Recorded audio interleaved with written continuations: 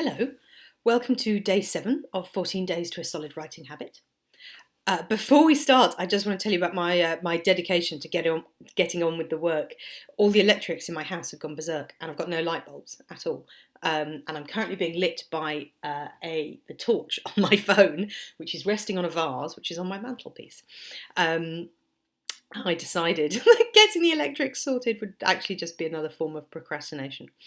And that you guys are more important. So there we go. Isn't that nice? Today we are talking about being firm in your resolve to do your writing, but also being gentle with yourself at the same time. Good writing takes time and patience and work. And we've talked about how you have to commit to that.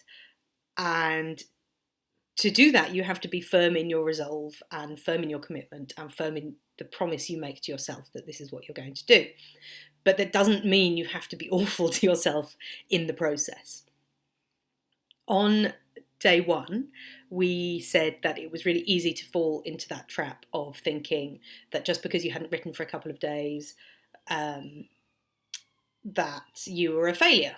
Or, maybe you miss a couple of weeks for whatever reason. Oh, I failed. And that's not the case. Not writing isn't a failure. It's just that sometimes life gets in the way, and that is fine, and you have to forgive yourself, and you have to maybe even thank yourself for the break that you didn't know you needed, that you subconsciously gave yourself. And then you just have to start writing again, because there's no point agonising over it. Dust yourself off, back on the horse.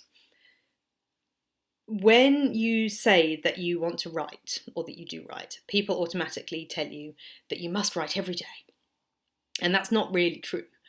You just have to write habitually. And that doesn't necessarily mean every day if that doesn't work for you. You just have to do what fits with you and the way you work. So don't berate yourself if you don't manage to write every single day. We're doing 14 days sequentially during this course, but that's to just give you a kickstart and to get you going.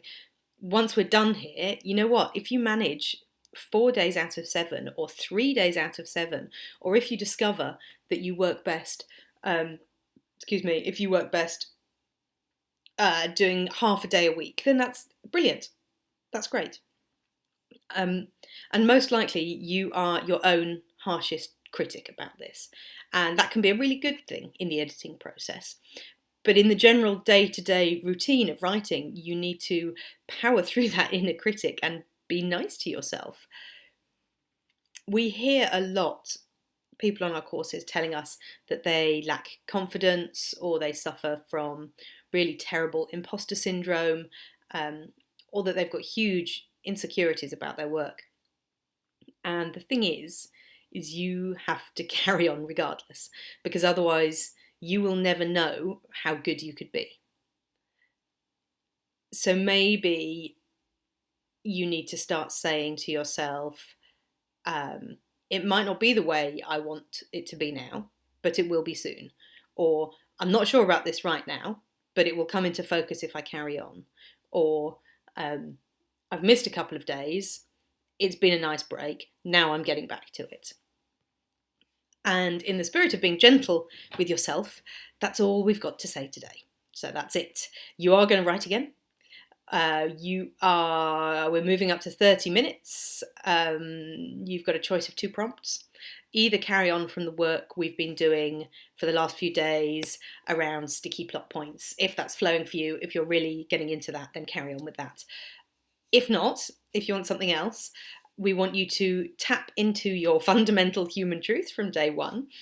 And with that in mind, write about being gentle with yourself. Do you find it easy? Most likely you don't. If not, why is that? Why do you give yourself such a hard time about it? Is there a story in there? Is it a stream of consciousness ramblings? Either is fine, as you know. Do the work, come and talk to us, and then go and gently put your feet up. Okay, bye.